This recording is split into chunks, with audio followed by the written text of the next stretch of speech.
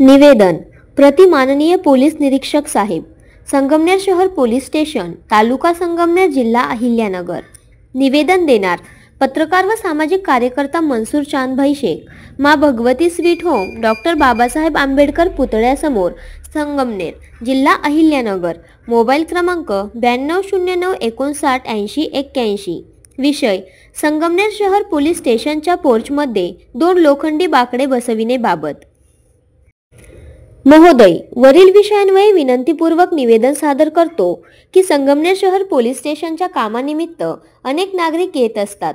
त्यात काही ज्येष्ठ नागरिक, अपंग व्यक्तींचाही समावेश असतो।